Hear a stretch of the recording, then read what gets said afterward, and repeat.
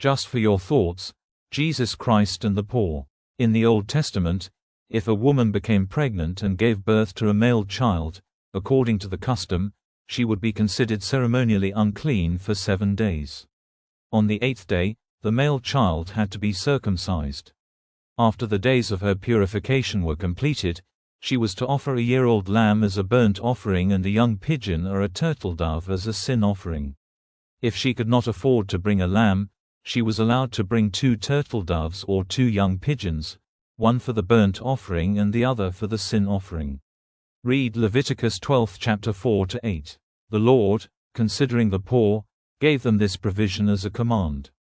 When the Son of God, who created the world, was born in Mary's womb, Mary too offered only the 2 young pigeons permitted for the poor. Such was the level of poverty into which Jesus Christ was born. He was born poor, he lived poor, and he died poor.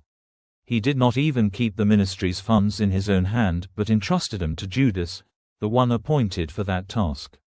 He never identified himself with the rich. He did not include the wealthy among his disciples.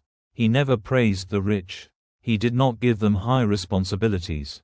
He never lived with the desire to become wealthy. This is the perfect example Jesus Christ has set for his children. It is not wrong to be born into wealth. It is not wrong to earn wealth. But our minds must hold on to simplicity. Our perspective toward the poor must change. We must remove the idea that the poor are people not blessed by the Lord. Our view toward those without houses, or without 2-wheelers or 4-wheelers, must change.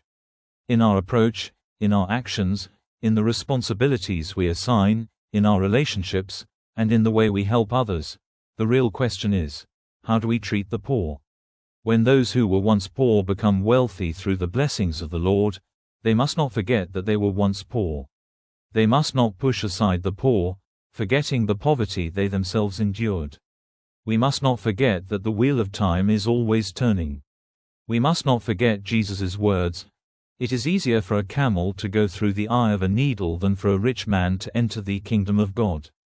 And if we see more poor people in heaven, there is no reason to be surprised. In God's service, Ezekiel Shanmugavil.